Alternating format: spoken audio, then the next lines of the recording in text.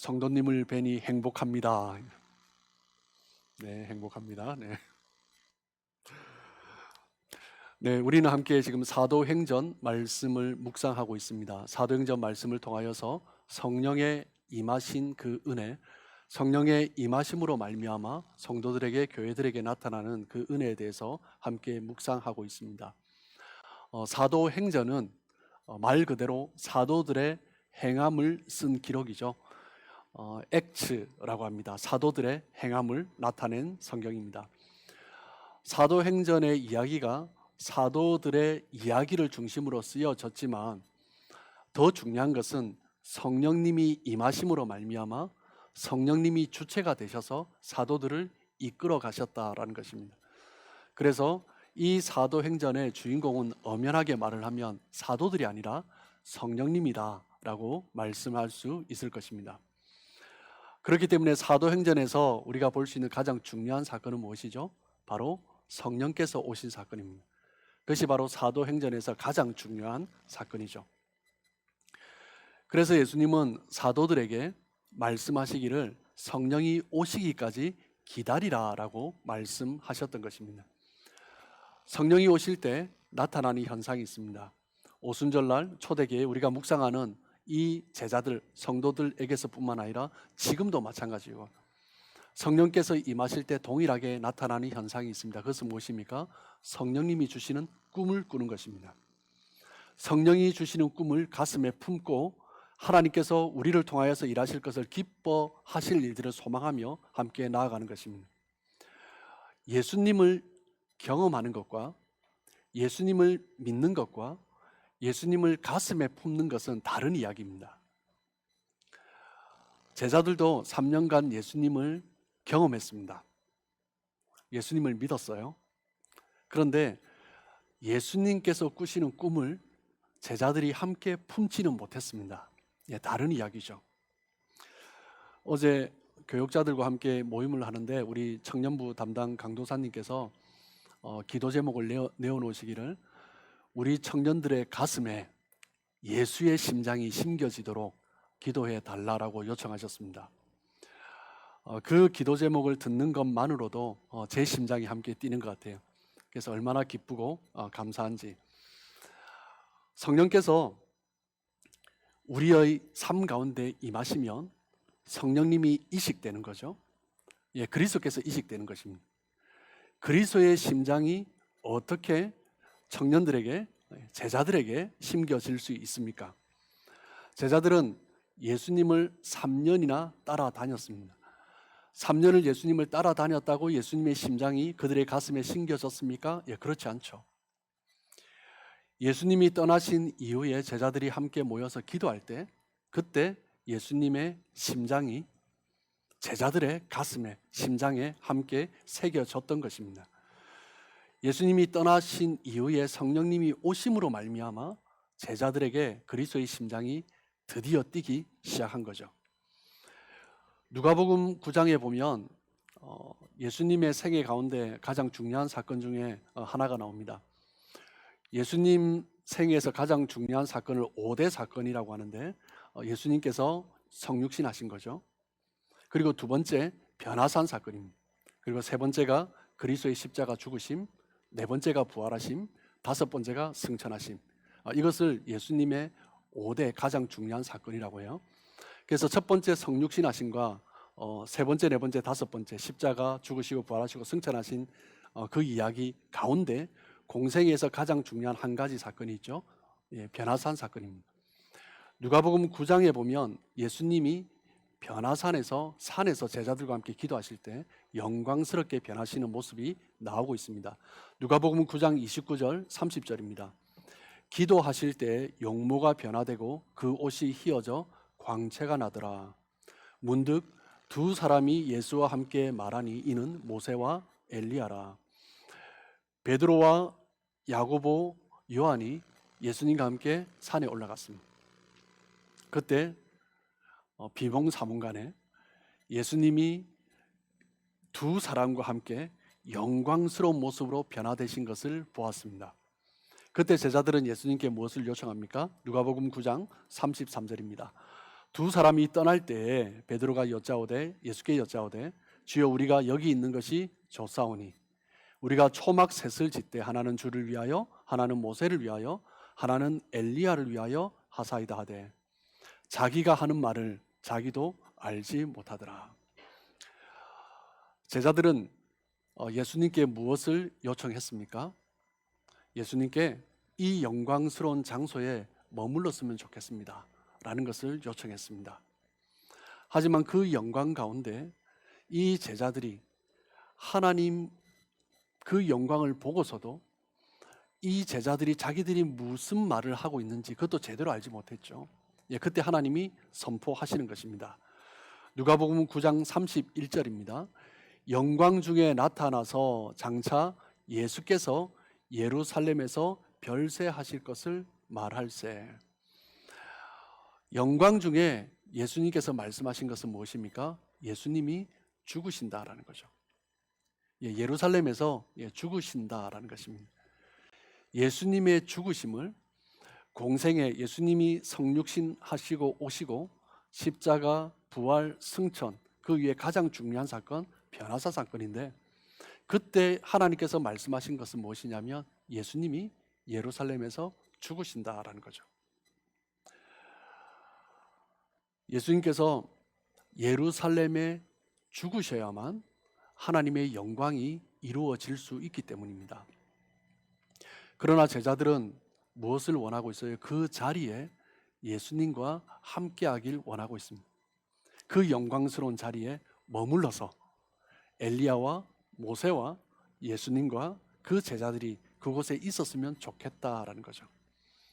그들이 원하는 것은 물론 예수님과 함께하길 원하는 것이었지만 정말 그들이 원하는 것은 하나님께서 원하시는 것도 아니고 예수님의 뜻과도 상관이 없는 자기들이 원하는 것이었습니다. 예수님과 함께하길 원했죠. 그런데 예수님의 뜻과는 아무런 상관이 없는 것입니다. 하나님의 영광 속에 거하고 싶었지만 하나님의 영광과는 상관없는 일이었다라는 거죠. 변화산 사건에서 가장 중요한 것은 하나님의 영광, 장차 나타날 하나님의 영광을 예표하시는 사건입니다.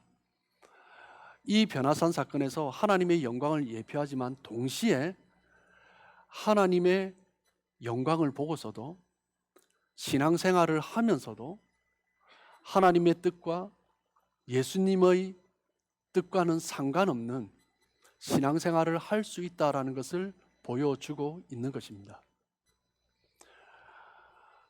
그렇기 때문에 예수님이 제자들에게 이것을 너희가 인자가 죽을 때까지 말하지 말라라고 말씀하신 거죠.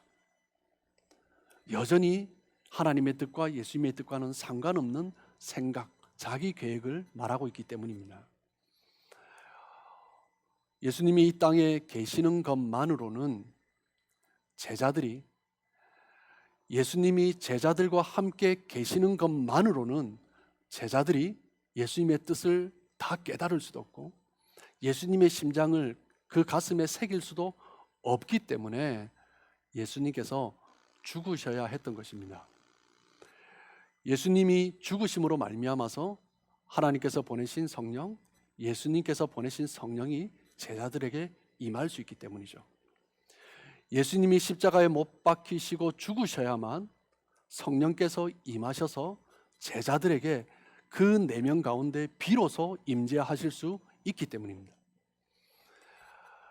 하나님은 예수님을 버리셔야 했고 예수님께서 버림받음으로 말미암아 성령께서 오실 수 있는 것입니다. 제자들은 자신들의 생각과 자신들의 마음에서 시작된 그런 신앙의 모습이 아니라 하나님의 뜻과 예수님의 뜻을 가슴에 품어야 하는데 그 가슴에 품기 위해서는 예수님이 버림받으셔야 하고 죽으셔야 하고 그래야만 성령께서 오실 수 있기 때문에 그래야만 비로소 하나님께서 원하시는 신앙생활을 할 수 있기 때문에 하나님은 예수님 자신의 아들을 버리신 것이죠. 버리셔야만 새롭게 세워질 수 있기 때문입니다. 제자들이 그러했던 것처럼 때로는 우리가 하나님 안에서 신앙생활을 하지만 우리의 생각을 가지고 하나님의 영광인 줄 알고 살아갈 수 있다는 것입니다. 예수님과 함께 거한다라고 말을 하지만, 예수님과 함께하는 것이 너무 좋습니다라고 말을 하지만 하나님의 영광과 예수님의 뜻과는 아무 상관없는 그런 신앙생활을 할 수도 있다라는 것입니다. 예수님께서 정말 우리 가슴 속에서 살아 역사하기 위해서는 우리가 생각하고 우리가 계획하는 그것들이 무너져야 한다라는 거죠. 그것이 바로 변화산에서 말씀하시는 이야기입니다. 오늘 본문에서도 예수님께서 어떤 존재인가, 사도 베드로는 하나님이 주신 그 마음을 가지고 선포하고 있습니다. 사도행전 4장 11절입니다. 이 예수는 너희 건축자들의 버린 돌로서 집 모퉁이의 머릿돌이 되었느니라. 예수께서 건축자의 버린 돌이 되시고 그제서야 비로소 모퉁이의 머릿돌, 기초석이 될 수 있었다라는 것입니다. 베드로는 예수님께서 건축자들의 버린 돌이다라고 이야기합니다. 예, 건축자들, 사람들을 말을 하죠. 유대인들은, 대제사장들은, 서기관들은, 바리새인들은 자기들이 원하는 어떤 건축물을, 자기들이 원하는 이스라엘 공동체를 세우고 싶어 했던 것입니다. 그래서 예수님을 버린 거죠. 자기들이 보기에는 너무나 초라한 것입니다. 내가 원하는 집을 짓기에는 쓸모가 없는 것입니다. 그래서 버린 거죠. 여기서 돌이라는 단어는 히브리어 말로 에벤이라고 하는데요. 이 에벤이라는 단어는 히브리어의 아들이라는 단어, 벤이라는 단어와 같은 어휘입니다. 베냐민, 벤자민, 슬픔의 아들, 베남미, 암미의 아들, 벤이 아들이라는 뜻이죠. 유대인들은 자기들이 원하는 것을 쌓았는데, 하나님께서는 이 유대인들이 버린 돌, 예수님께서 버려지셨는데 이 버린 돌이 유대인들이 버린 것이 아니라 어떻게 보면 하나님이 버리신 것이다 라는 것입니다. 아들을 버리신 것입니다. 실상 이 모든 것을 지으시고 건축하시는 분은 하나님이십니다. 건축자 대신 하나님께서 아들을 버리신 것입니다. 유대인들은 자기들이 버렸다고 생각했는데 하나님이 버리신 거죠. 제자들은 자기들이 생각하는 메시아의 모습이 아닐 때 예수님을 떠났습니다. 도망갔습니다. 버렸습니다. 그런데 실상 그 제자들이 예수님을 버리도록 하나님께서 버리신 것입니다. 하나님이 아들 예수님을 제자들로부터 버림받게 하신 것입니다. 이 땅에서의 영광을 생각했기 때문에 예수님을 떠났던 제자들이었지만 성령의 오심을 경험하자 그들의 생각이 달라지기 시작합니다. 예수님에 대한 생각이 달라지기 시작하는 거죠.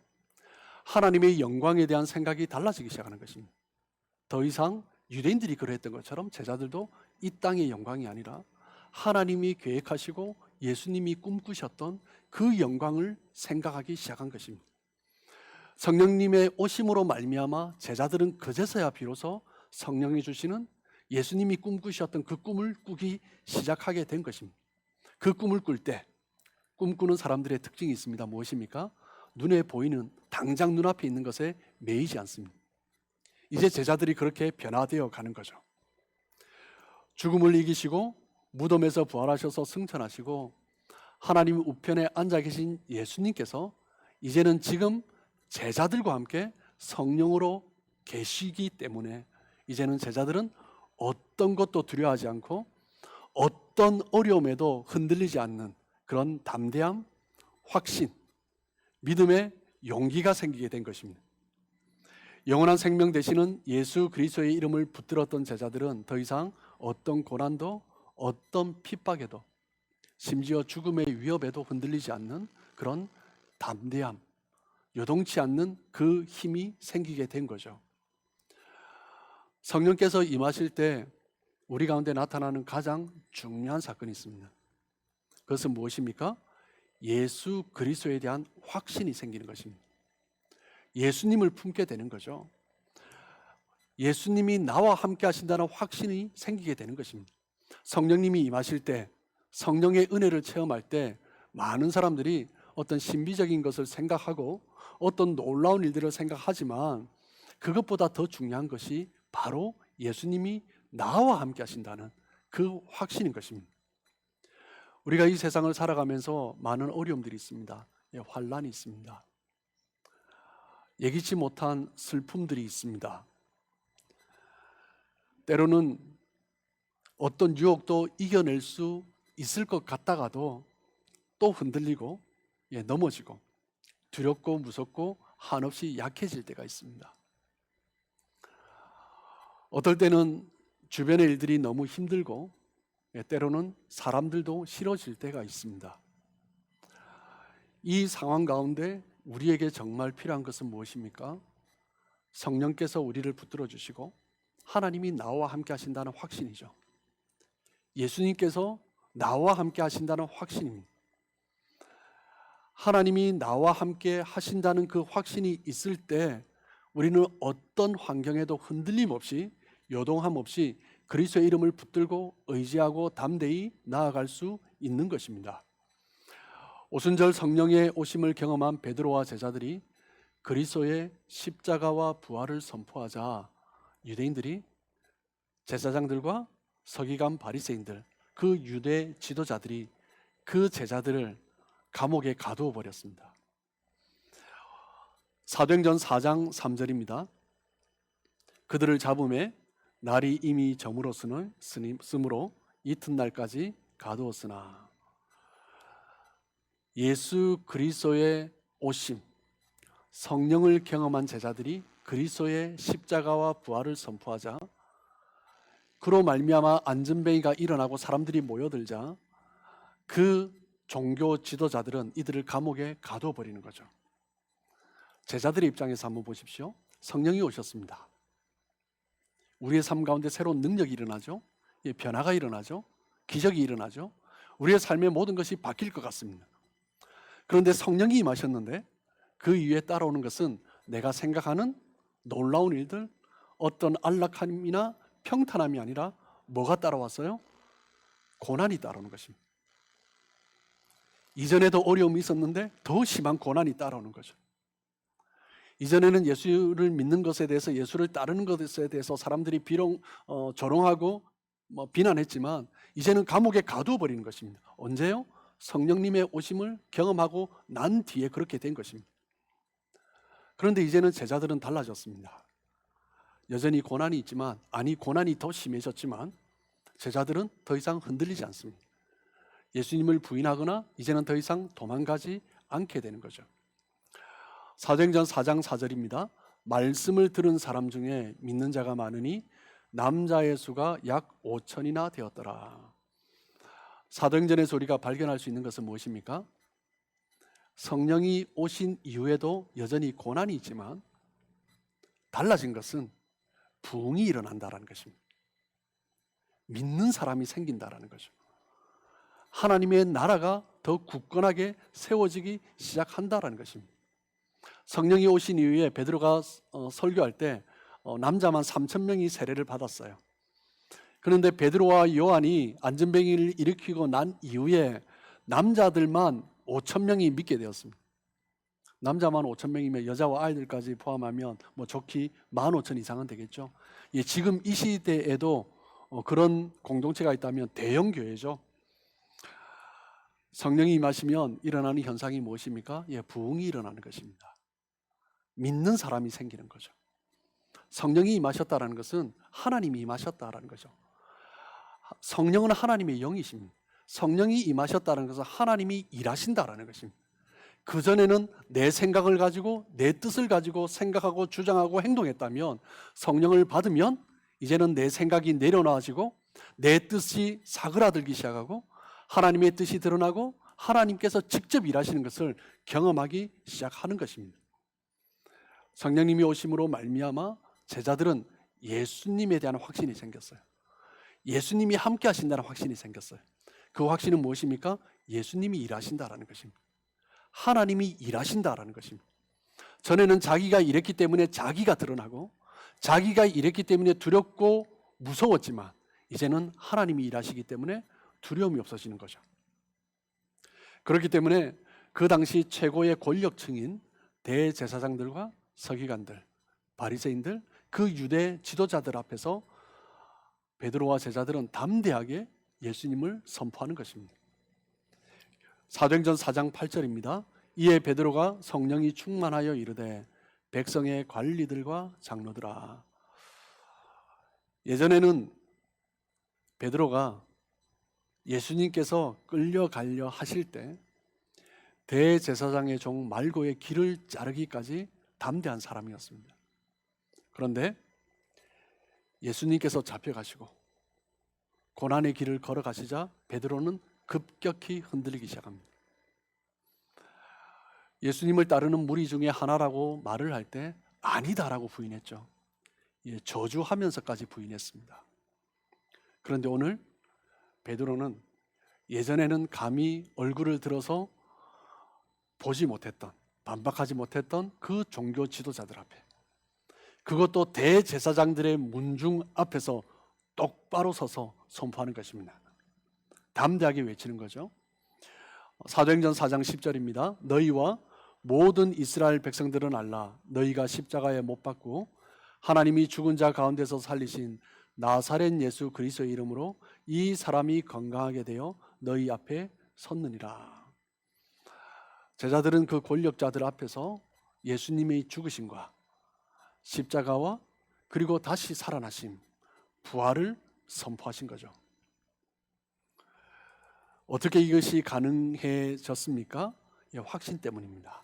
내 안에 이제 예수님께서 일하신다, 하나님이 일하신다는 확신이죠. 그 확신이 이제는 더 이상 두려움이 없는 그 상태로 만들어버린 것입니다. 감옥에 갇혔지만 두려워하지 않는 것입니다. 죽을 수도 있지만 담대하게 선포하는 것입니다. 사도행전 4장 11절 12절입니다. 이 예수는 너희 건축자들의 버린 돌로서 집 모퉁이의 머릿돌이 되었느니라.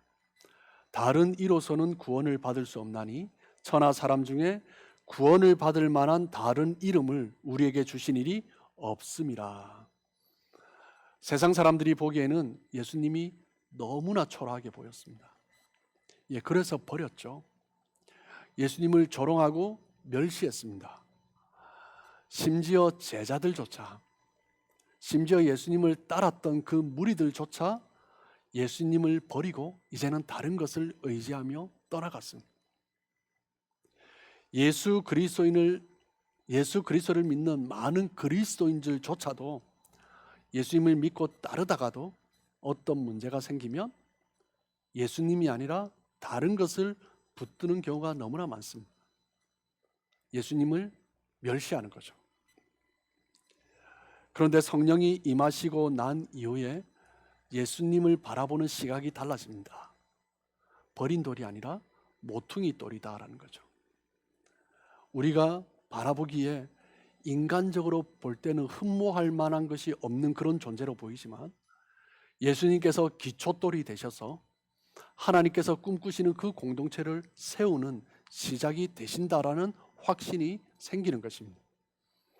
성령이 충만하면, 성령이 임하시면 그 예수 그리스도에 대한 확신이 생기는 거죠. 그 예수 그리스도가 우리 교회 공동체의 가장 기초이고 내 삶의 기초이고 하나님의 나라의 기초다라는 것을 확신하며 그 그리스도가 깔려있기 때문에 결코 이제는 더 이상 흔들리지 않는다라는 확신, 그 담대함이 생기는 것입니다. 그렇기 때문에 우리가 붙들어야 할 것은 무엇입니까? 예수님입니다. 제자들이 성령의 충만함을 경험하고 붙들었던 것은 예수님입니다. 제자들이 확신한 것은 예수님의 이름입니다. 우리가 선포해야 될 것은 예수 그리스도의 십자가와 부활입니다. 우리를 바꾸고 우리를 이끌어갈 힘은 바로 예수 그리스도의 십자가와 부활인 것입니다. 모든 어려움을 뛰어넘을 수 있는 능력, 힘은 십자가와 부활에서 나오는 것입니다. 그 확신이 있을 때 우리에게 있는 어떤 문제도 해결할 수 있고 고민도 해결할 수 있고 우리의 삶의 방황도 멈추게 할 수 있는 것입니다. 믿음의 사람들의 특징은요, 이 땅보다 영원한 본향을 더 사모했습니다. 믿음의 사람들의 공통점은 이 땅이 아니라 하나님 나라를 사모하며 살아가는 것입니다. 이 땅이 천년 만년 살 곳이 아니기 때문에, 영원한 하나님의 나라가 우리의 본향이기 때문에 그 나라를 소망하며 살아가는 거죠. 그럴 때 이 땅에 매이지 않을 수 있습니다. 그럴 때 이 땅의 것 때문에 흔들리지 않을 수 있는 거죠. 히브리서 11장은 믿음장입니다. 그 믿음의 선진들의 공통점은 무엇이냐면, 더 나은 본향을 사모했기 때문에 결코 이 땅에 있는 것들로 인하여서 하나님을 섬기는 그 일 때문에 부끄러워하지 아니하고, 하나님께서 우리를 예비하신 그 영원한 한 성을 바라보며 예수 그리스도를 선택한 그것 때문에, 하나님을 선택한 그것 때문에 내가 부끄러움을 당한다 할지라도 그것을 부끄러움으로 생각하지 아니하고 기쁨으로 살아갈 수 있었던 것입니다. 그것이 바로 믿음의 사람들의 특징이고 공통점입니다. 믿음의 사람들이 소망하고 바라는 것은 이 땅이 아니라 영원한 하나님의 나라이기 때문이죠. 로마서 8장 18절입니다. 생각하건대 현재의 고난은 장차 우리에게 나타날 영광과 비교할 수 없도다. 그리스도로 인해서 받는 고난,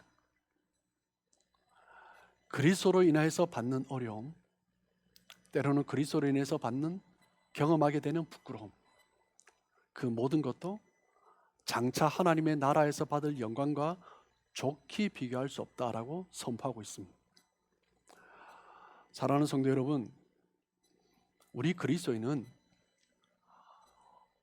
이 땅에 발을 디디고 살아가지만 이 땅이 우리가 영원히 거할 것이 아닙니다.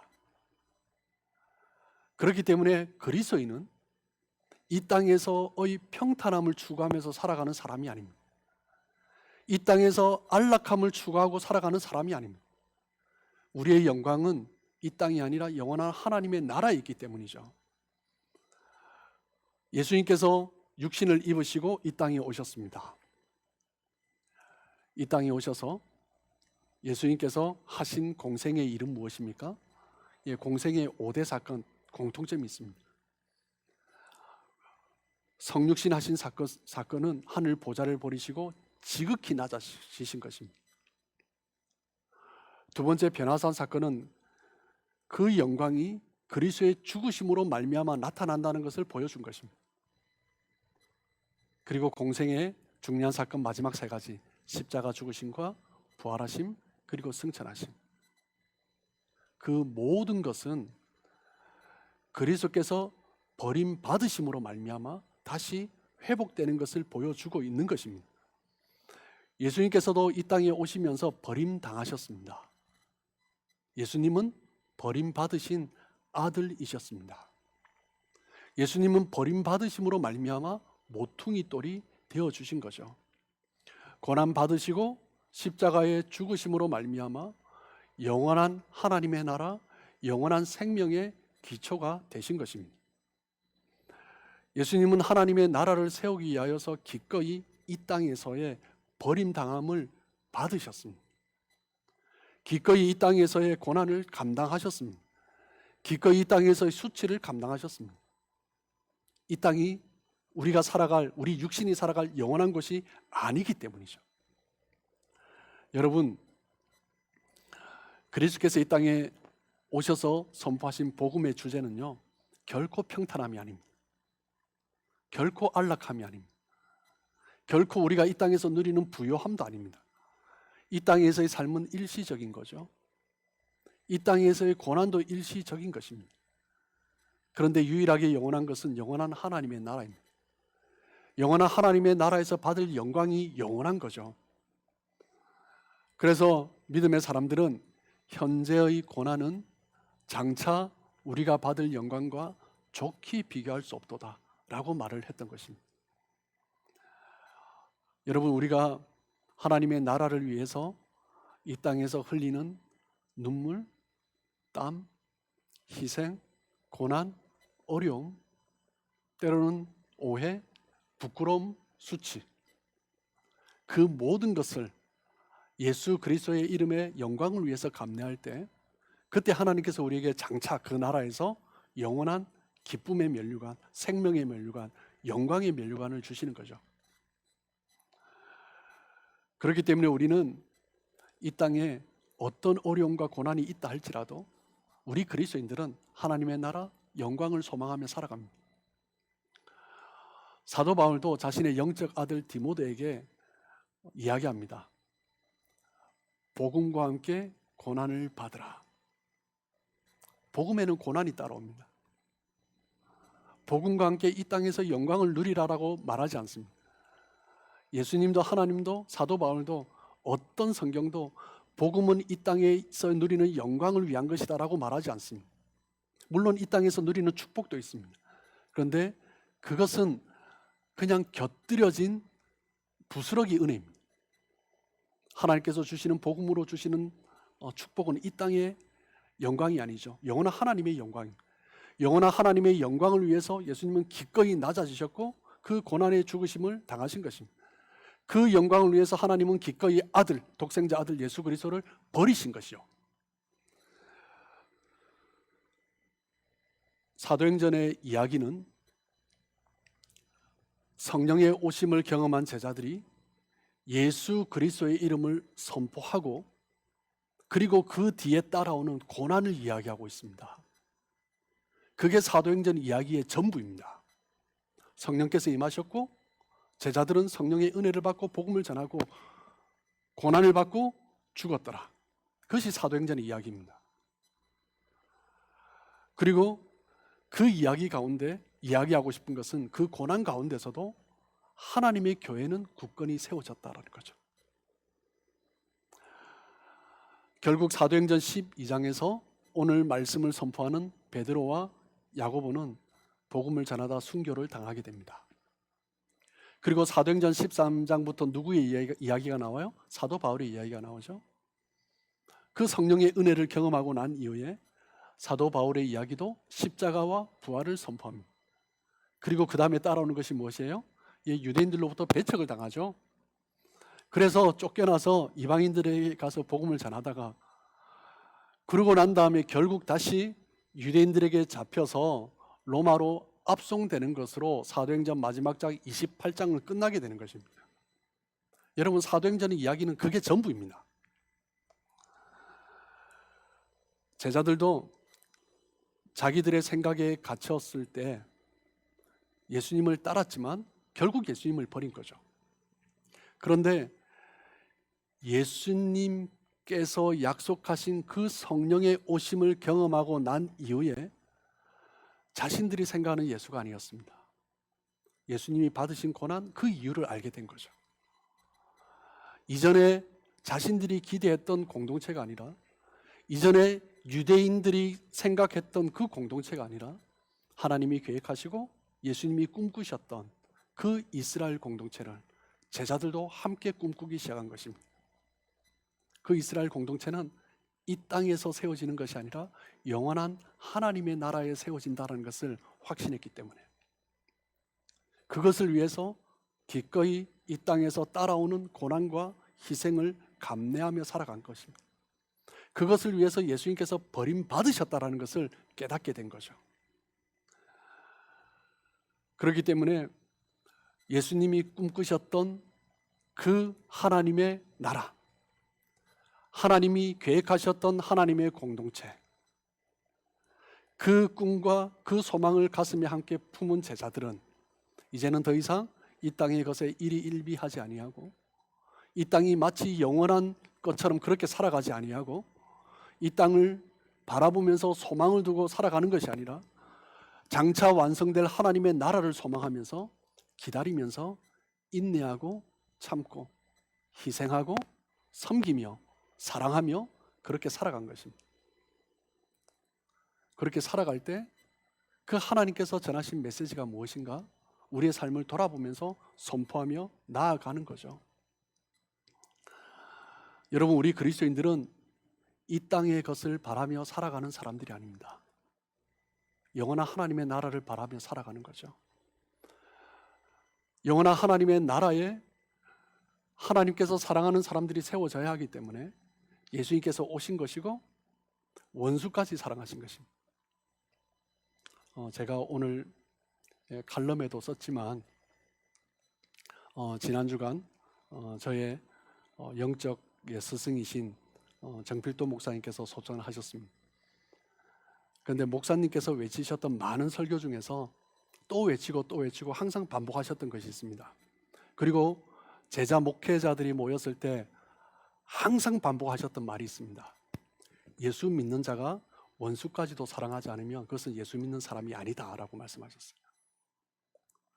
예수 믿는 자가 이 땅에서 자기가 멸시받고 어려움 당하는 것을 참지 못한다면 그 사람은 예수 믿는 사람이 아니다라고 말씀하셨어요. 예수님이 전하신 것은 사랑이 전부이기 때문이죠. 예수님이 전하신 것은 어떤 상황 가운데서도 끝까지 사랑하는 것이 예수님의 복음의 전부다라는 거죠. 제자들을 향하여서 당신들이 그것을 선포해야 되고 당신들이 그렇게 살아야 되고 당신들이 그러지 않으면 사람들이 예수님을 제대로 만나지 못한다라는 거죠.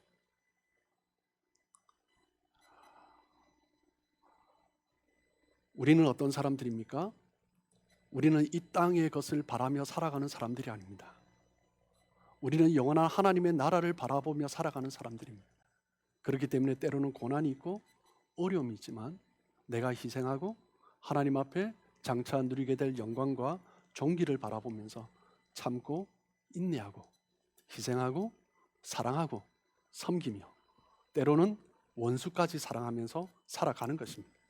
그것이 하나님께서 우리에게 원하시는 것이고 그것이 하나님께서 마지막 날 천국에서 우리에게 물어보실 것이기 때문이죠. 사랑하는 성도 여러분, 성령의 충만함을 받아 지금 우리와 함께 하시는 그 예수님, 예수님께서 이 땅에 가시는 동안 메시지는 딱 두 가지입니다. 모든 성경의 메시지는 딱 두 가지입니다. 하나님을 사랑하고 이웃을 사랑하라는 거죠. 하나님을 온 마음과 뜻과 정성을 다해서 사랑하고 이웃을 사랑하되 원수까지 사랑하라라고 말씀하셨어요. 그것이 성경의 전부입니다. 그렇기 때문에 영원한 하나님의 나라를 소망하는 사람은 그 두 가지 메시지 안에서 이 모든 것을 보는 것입니다. 그래서 이 땅 가운데서 흔들리지 않는 거죠. 이 땅의 문제 가운데서도 그 메시지 두 개만 붙들면 다 이길 수 있는 것입니다. 그 메시지 두 개만 붙들면 결국 믿음으로 승리할 수 있는 거죠. 그것이 바로 베드로와 제자들의 모습인 것입니다. 저와 여러분이 그런 삶 되길 간절히 소망하고 주님의 이름으로 축복합니다.